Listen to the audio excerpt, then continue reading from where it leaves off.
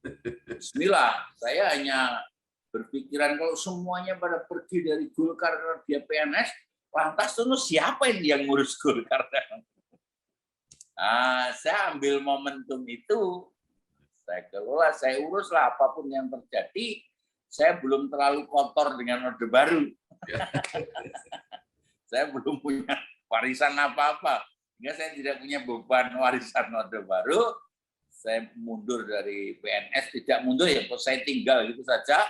Saya tekunilah pada saat 99 kan sudah harus pemilu melalui daerah pemilihan waktu itu. Di sistem pemilunya sudah mulai berubah dan seterusnya dan seterusnya. Kami berjuang alhamdulillah 99 terpilih menjadi anggota DPR kembali.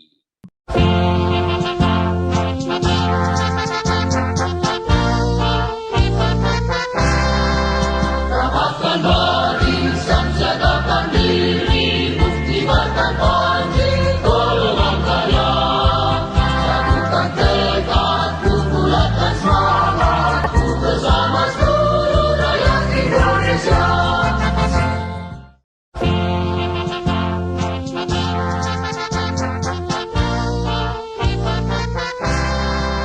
Rapatkan barisan, siagakan diri, buktikan panji, golongan karya. Satukan tekadku, bulatkan semangat.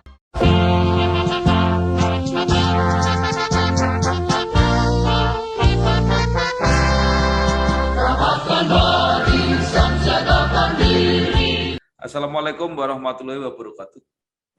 Bersama saya Bambang Sadono. Saat ini saya sudah bersama dengan Bapak Dr. Andes Haji Juliatmono, MM. Beliau adalah Bupati Karanganyar. Apa kabar Pak Juli? Alhamdulillah sehat Pak Bambang. Ya, baik. Supaya pemirsa lebih kenal, Pak Juli silakan bercerita. Ya, mulai bersekolah, ya. Kemudian dulu aktif di Ormas Kepemudaan kalau tidak salah, ya. Kemudian juga merintis karir partai dari bawah, kemudian jadi anggota dan pimpinan DPRD, dan sekarang menjadi Bupati Karanganyar periode yang kedua. Silakan Pak. Terima kasih Pak Bambang, sehat semuanya. Matur nuwun kesempatan yang baik ini, mudah-mudahan puasa kita semua lancar. Saya ini orang yang memang tidak pernah punya cita-cita jadi bupati. Cita-cita saya dulu jadi pilot pesawat tempur. Ya, karena saya dari desa, setiap melihat pesawat di atas itu kan rasanya bangga, senang. Spontan aja, wah, kita ingin jadi pilot. Nah, proses berjalan kami di desa ya, di desa Kaliboto, Kecamatan Mojogedang, Kabupaten Karanganyar. Saya SD di situ, sama seperti teman-teman yang lain. Berjalan kaki dari rumah ke sekolahan, ya bermain-main sama seperti yang lain. Sekolahannya masih sampai hari ini. Kemudian saya di SMP-nya itu di MTS, MTSN. Kemudian setelah MTSN, saya kebetulan dengan kakak saya nomor 2 dari 7 bersaudara. Nah, di SD-nya sama, satu kelas. Yeah. Di MTS-nya juga sama, satu sekolahan, satu kelas. Nah, saat di SMA ini dipisah oleh orang tua. Kakak saya yang suruh ke SMA, saya yang suruh ke MAN. Nah, kenapa saya tidak tahu? Setelah tahu mungkin sekarang baru tahu. Kakak saya kan agak pendiam, mungkin menurut bapak saya itu kan anteng ya, tidak nakal. Nah, saya kan mungkin agak nakal, agak suka berkelahi dan lain-lain. Ini sekolahnya agama aja kan gitu. Mungkin saya juga sampai hari ini. Kemudian di Madrasah Aliyah Negeri. Nah, setelah itu saya masih bercita-cita ingin jadi pilot. Dari MAN menyimpan maksud, menyimpan cita-cita ya, saya olahraga terus, saya masuk Akmil gitu. Akabri dulu ya. Akabri. Nah, ternyata sudah luar biasa gagal. Saat gagal itu ya mau kuliah kemana ini, yang semuanya sudah pada terlambat.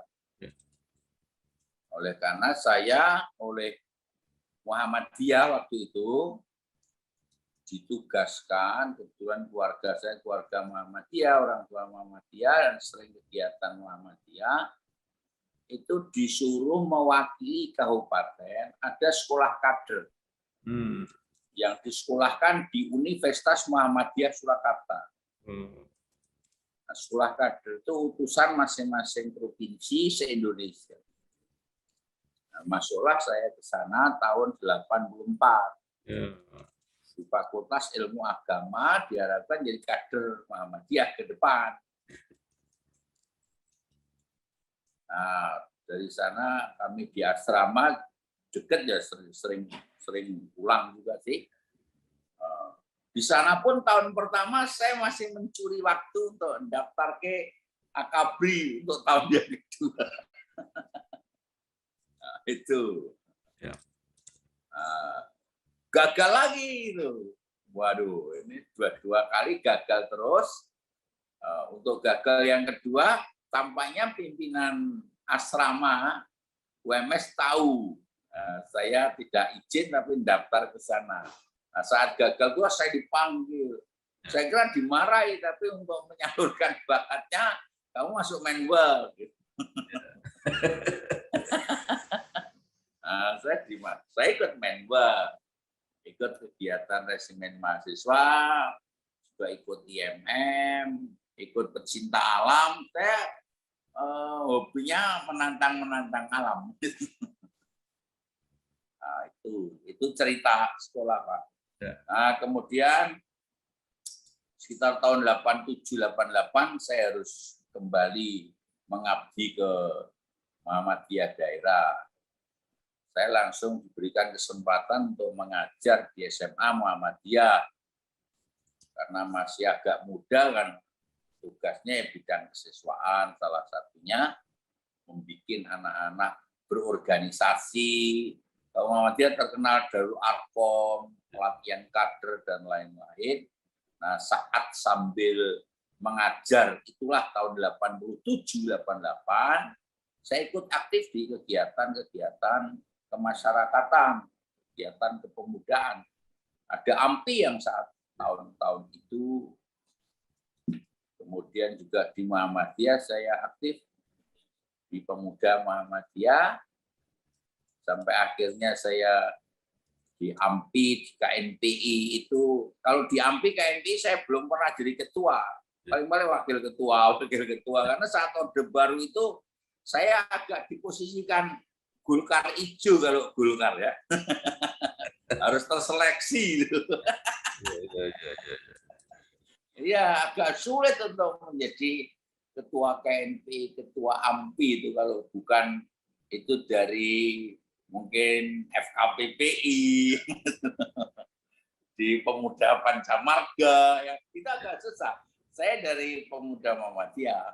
Nah, kalau Pemuda Muhammadiyah, saya dipercaya itu tahun 96, 97 ketua Pemuda Muhammadiyah Kabupaten. AMPI, KNPI, ketua Pemuda Muhammadiyah itu bersinergi lah. Terus jadi tempat aktivitas kami yang hampir tiap hari, dan dari situ kami belum pernah bercita-cita jadi bupati, jadi politisi, Pak Bambang. Tahu-tahu dari AMPI itu, AMPI ini kan pemudanya Golkar, saya pikir. Seneng aja karena temannya banyak.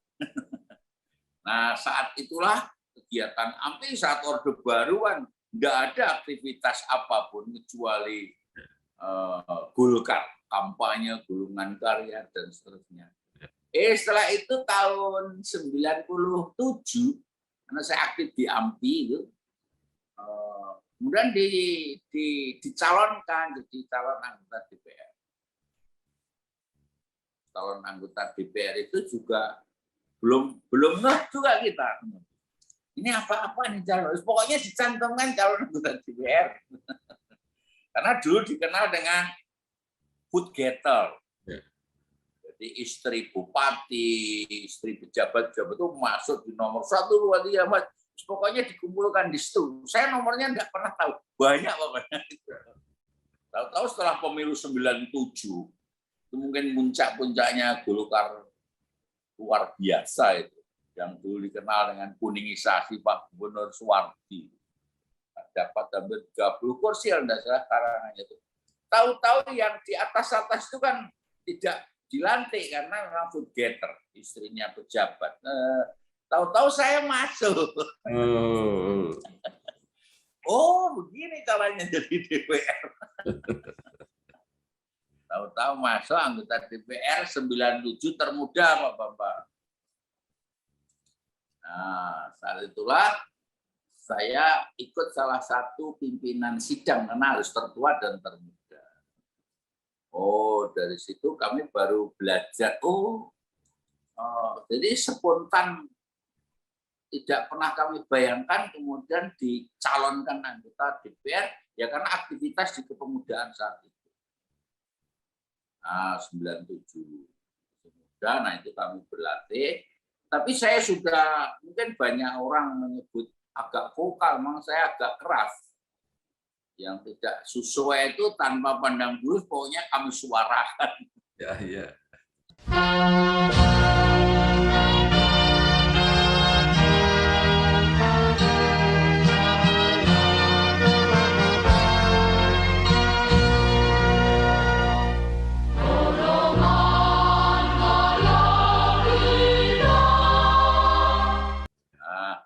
Nah, 97 baru menyesuaikan anggota DPR. Saat 97 itu pula Pak Bambang, oleh orang tua kan mesti juga izin ke saya. Ya. Bagaimana masa depannya, apa tidak sebaiknya pegawai negeri saja, itu 1097. Kalau sudah pegawai negeri ya bismillah saya cobanya dulu Pak. Nah, coba salah melamar CPNS itu. Ya. Saat 97 itulah bersamaan kami diberi amanah kepercayaan anggota DPR, saat itulah bersamaan diangkat juga menjadi CPNS. Nah, karena waktu Orde Baru itu masih bisa cuti ya, CPNS-nya cuti tidak dikerjakan, tapi dapat gaji. Tapi DPR-nya yang kita laksanakan. Nah, saat reformasi 99 itulah baru kita bertarung berjuang betul karena seluruh pegawai negeri sipil yang sudah tidak boleh berpartai karena aturan kan padahal semua menarik diri dari partai. Saat saya sudah CPNS di awal-awal baru 2 tahun lebih sedikit. Wah, ini bagaimana harus memutuskan? Karena ini sekalian basah ya mandi sekalian. Bismillah, saya hanya berpikiran kalau semuanya pada pergi dari Golkar karena dia PNS, lantas terus siapa yang ngurus Golkar? Saya ambil momentum itu, saya kelola, saya uruslah apapun yang terjadi. Saya belum terlalu kotor dengan Orde Baru. Saya belum punya warisan apa-apa. Sehingga saya tidak punya beban warisan Orde Baru. Saya mundur dari PNS, tidak mundur ya, saya tinggal gitu saja. Saya tekunilah pada saat 99 kan sudah harus pemilu melalui daerah pemilihan waktu itu. Di sistem pemilunya sudah mulai berubah dan seterusnya. Kami berjuang alhamdulillah 99 terpilih menjadi anggota DPR kembali. Dipilihnya orang per orang waktu itu. Nah, 99 sampai 2004. Nah, itu pemilu yang Golkar terpuruk. Nah, kami juga ya tinggal 7 kursi waktu itu di Kabupaten Karanganyar. Nah, tapi alhamdulillah dari 99 ke 2004 kami belajar banyak hal tentang situ. Kemudian 2004 lah di bawah Pak Akbar Tanjung waktu itu Golkar bangkit bersama Pak Bambang Sadono, ya, bangkit dan menang. Nah, 2004 Golkar kembali menang, alhamdulillah Karanganyar juga Golkarnya menang. Nah, saat 2024 itu kan dulu anggota DPR yang menang pemilu belum otomatis ketua DPR, Pak Bambang. Harus bertarung, pusing. Dipilih oleh 45 anggota DPR. Alhamdulillah lah, kami dipercaya untuk memimpin jadi ketua DPR 2024 sampai 2009. Nah, 2009 kan pemilu kalah lagi. Kalah lagi. Nah, di 2009 itu setelah saya jadi ketua DPR, karena undang-undangnya sudah berubah, pemenang pemilu otomatis ketua DPR. Aduh, saya jadi wakil ketua, ketuanya PDIP. Nah, saat 2008 itulah ada kompetisi pilkada. Karena saat itu kami masih ketua DPR, menjaga marwah partai Golkar yang menang itulah, kami harus ikut kompetisi agar Golkar bisa merawat konstituen ini dengan baik, punya calon. Dengan segala keterbatasan, misi kami hanya itu, Pak Bambang. Alhamdulillah mensupport Bapak-bapak semuanya di DPD 1 pusat, sekalipun 2008, 2013 itu kami masih kalah. Yang menang Bu Rina itu, yang kontroversi sampai setahun baru dilantik. Nah, setelah itu kan baru pemilu. Setelah pemilu kami kalah, saya wakil ketua. Ya, ketuanya PDI karena yang menang. Sampai 2013. Nah, menjelang 2013 itu adalah pilkada lagi. Ya. Kami maju lagi. Alhamdulillah, berakhirnya periode 2013 kami maju, mendapat kepercayaan 2013-2018.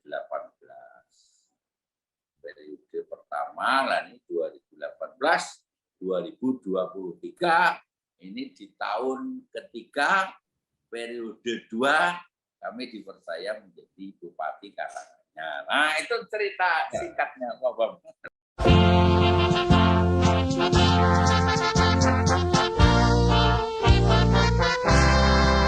Rapatkan barisan, siagakan diri, bukti batang panji, golongan karya. Satukan tekad, kumpulkan semangat. Baik, Pak Yuli, ini sudah jabatan kedua. Apa saja yang sudah dicapai Karanganyar di bawah kepemimpinan Pak Yuli?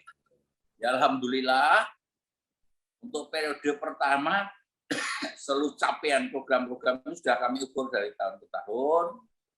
Sudah semua program kita jalan dengan baik. Utamanya memang kita prioritaskan dulu kan infrastruktur menyeluruh, perekonomian, pemberdayaan perekonomian rakyat, pendidikan kesehatan gratis, menjadikan desa sebagai pusat pertumbuhan, kemudian peningkatan kualitas keimanan, sosial budaya, pemberdayaan perempuan, pemuda, dan olahraga. Ini dari tahun ke tahun kita ukur, utamanya kan infrastruktur. Nah, kita kerjakan semua dengan baik. Dulu yang sangat dirasakan, pendidikan kita gratis SD sampai SMA. Saya laksanakan semuanya, sekolah gratis semuanya, desa kita support dengan dana-dana desa yang belum ada undang-undangnya saat itu. Kesehatan juga kita bebaskan gratis, dan kegiatan keagamaan kita tonjolkan karena spirit kita dan nilai-nilai ketuhanan, nilai-nilai keagamaan jadi motivasi untuk membangun masyarakat Karanganyar. Dan alhamdulillah masyarakat itu merasakan manfaat yang belum pernah didapat sama sekali. Itu yang saya senang, saya puas. Dan semua merasakan inilah politik yang biaya murah karena saya tidak membayar rakyat, tapi rakyat saya bayar dengan program-program yang dirasakan sangat membantu masyarakat mendapatkan kesejahteraan lewat pendidikan yang pada saat itu sangat berat. Tidak boleh sekolah karena mahal. Sekarang semuanya sekolah. Termasuk penyelenggaraan pemerintahan kami saat itu yang terbaik kedua di Indonesia, Pak Mbak. Maksudnya kami mendapatkan penghargaan Parasamnya Purna Karya Nugraha.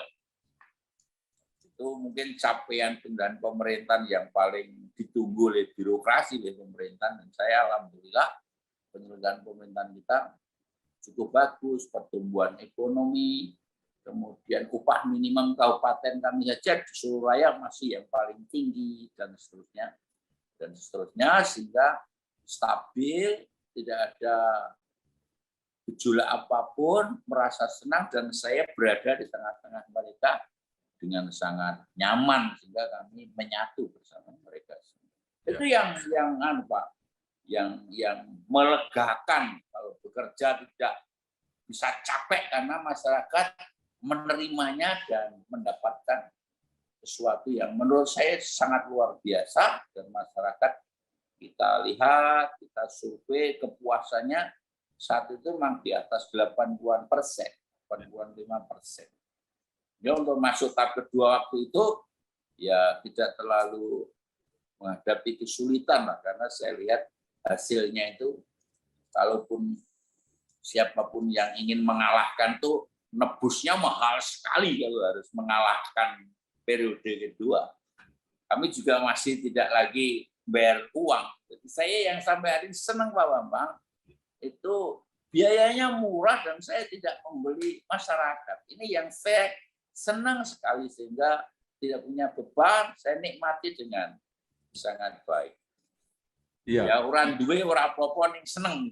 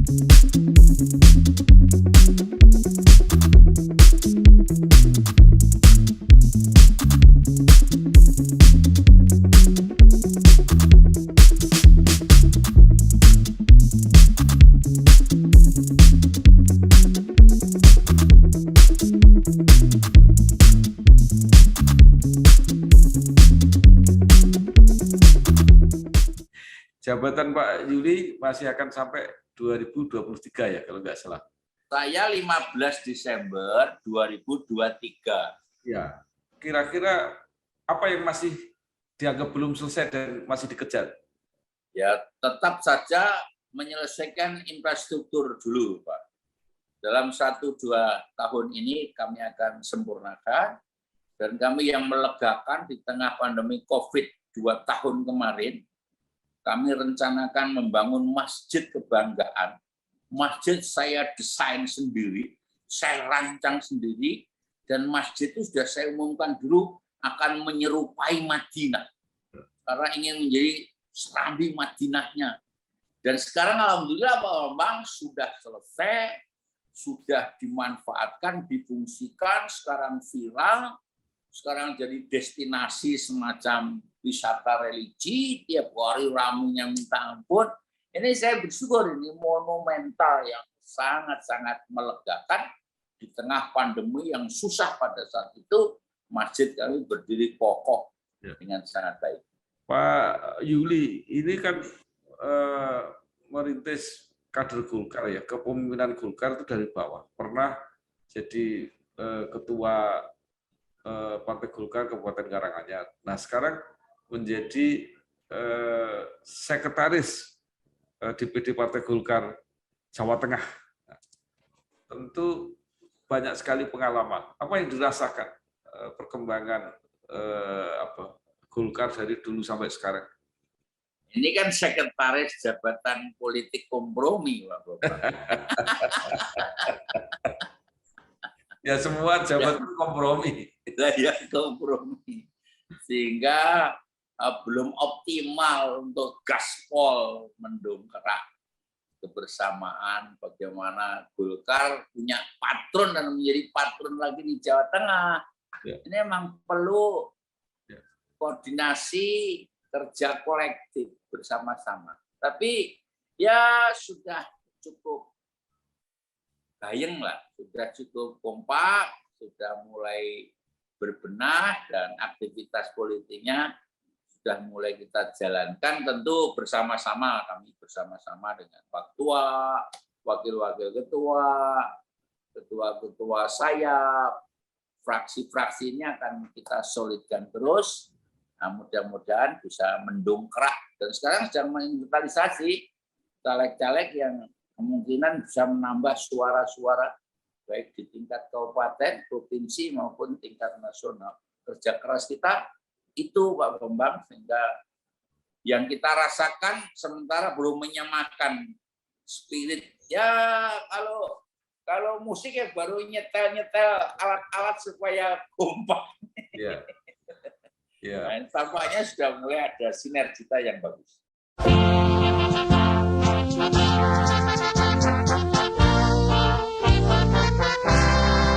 Rapatkan barisan, siagakan diri, buktikan panji golongan karya. Satukan tekad, bulatkan semangat. Pak Yuli, Kabupaten Karanganyar kan kinerjanya masih cukup bagus untuk Golkar. Tapi di kabupaten-kabupaten lain itu kan banyak yang memprihatinkan. Nah, ini gimana caranya supaya merata gitu, menularkan semangat dari yang baik ke yang lain? Kita sudah sering melakukan proses pengkaderan, melatih kader-kader yang sudah kita akomodasi melalui ini pendidikan mantan-mantan yang kemarin ikut Golkar Institute. Itu kita perluas, kemudian membeliakan, mencari kader-kader partai yang muda, yang juga salah satunya bergerak di bidang media, penggalangan opini, digitalisasi menjadi sebuah keharusan partai. Ini terus kita lakukan.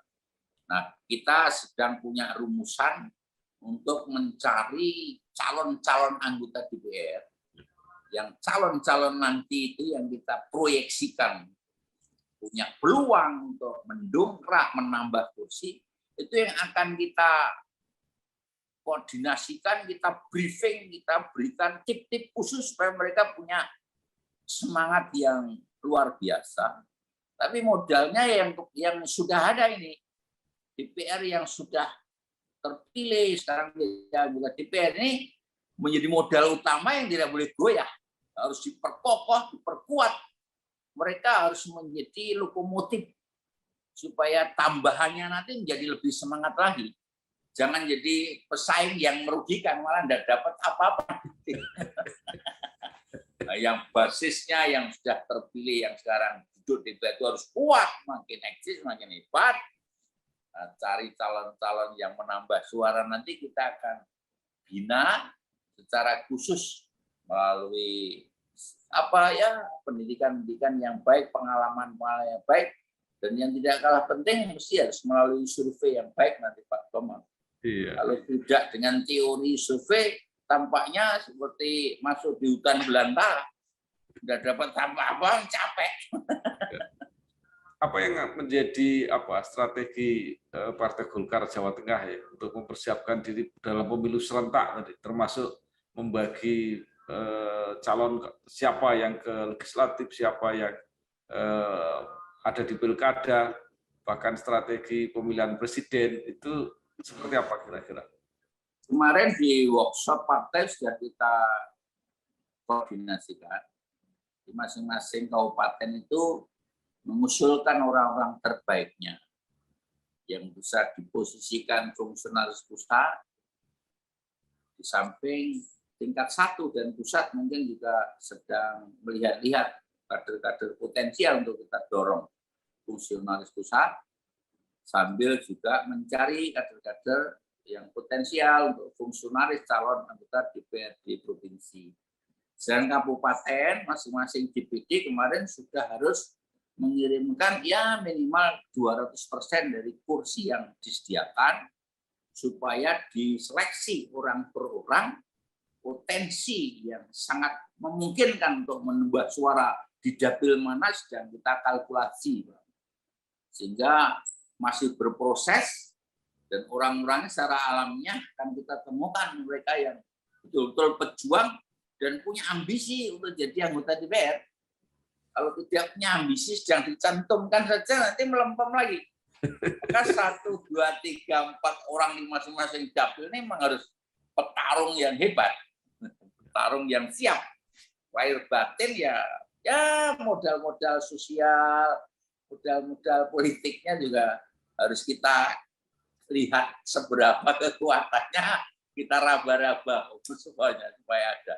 Nah, tidak lepas dari itu sambil mensinergikan untuk mensosialisasikan hasil Munas bahwa Pak Erlangga menjadi calon presiden dari Partai Golkar. Ini sudah boleh ditawar. Sampai detik ini masih harus konsisten untuk mensosialisasikan nama Pak Erlangga Hartarto dan untuk men-share postingan-postingan di media sosial dari kerja-kerja Pak Erlangga Hartarto. Dan di pasca Lebaran nanti Pak Erlangga juga akan memompa semangat semua anggota DPR RI, DPR Provinsi, DPR Kabupaten Kota, Jawa Tengah, dan DIY di Magelang nanti Pak. Ya.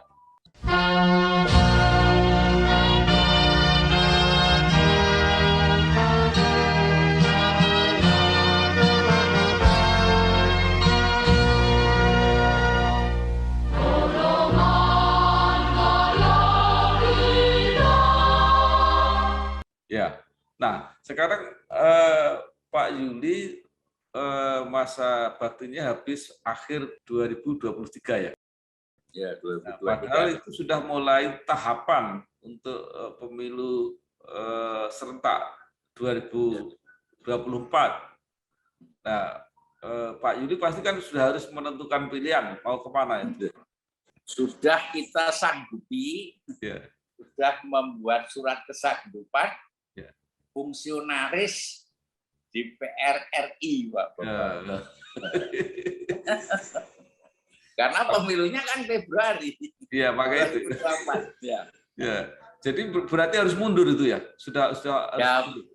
Ketentuannya kalau nanti menjadi calon tetap, daftar calon tetap, mesti harus mundur pada saatnya. Jadi sebelum berakhirnya kami mesti harus memenuhi syarat itu harus mundur. Tapi masih boleh kalau walaupun calon DPR RI atau mungkin sudah terpilih ya pada waktu pemilihan gubernur nanti. Oh sudah. Ya. Kalau pemilihan gubernur kan November 2024 Pak Bambang. Ya. Padahal pemilunya di Pileg Pilpres 14 Februari. Ya. Sehingga sudah terpilih atau tidak sudah terlihat di Februari. Kalau melihat pilihan gubernur November, bupati gubernur kan November. Seandainya sudah terpilih jadi anggota DPR RI, kemudian ada peluang untuk nyalon gubernur Jawa Tengah, kan harus mundur juga dari DPR RI-nya. Kalau ketentuannya harus mundur, kami tidak akan berspekulasi terlalu tinggi. Jadi kalau gitu arahnya udah jelas. Sudah jelas. Ya.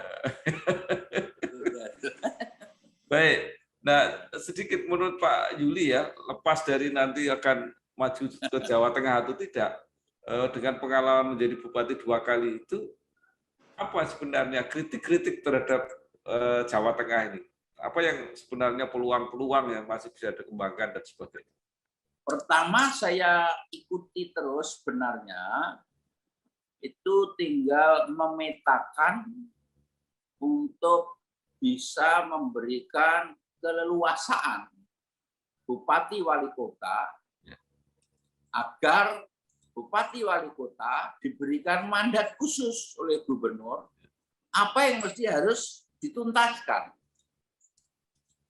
Kalau skala prioritasnya misalnya menurunkan angka kemiskinan, setelah data yang ada, bupati wali kota itu tinggal dipanggil berapa persen turunnya, apa strateginya, berapa yang harus dibutuhkan untuk mengurangi angka kemiskinan itu. Nah, itu saya kira ada tantangan yang menarik menurut saya. Kalau selama ini musrenbangnya hanya usulan-usulan yang tidak ada target-target tertentu, saya kira agak lambat untuk mengurangi angka kemiskinan, untuk mempercepat pertumbuhan ekonomi, dan membuat persaingan yang baik antar kabupaten itu menjadi lemah. Ya masih biasa-biasa saja kalau tidak menemukan rumusan strategi yang jitu. Menurut saya yang selama ini saya ikuti, yang sebetulnya sering saya usulkan pada Pak Gubernur, tantang saya Bupati wali kota. Nih ada uang 50 miliar, 30 miliar, kerjakan yang ini, sanggup nggak? Kalau tidak sanggup, apa punishment-nya? Itu menurut saya lebih keren. Kalau selama ini, ya begini-begini saja. Malah capek menurut saya jadi gubernur.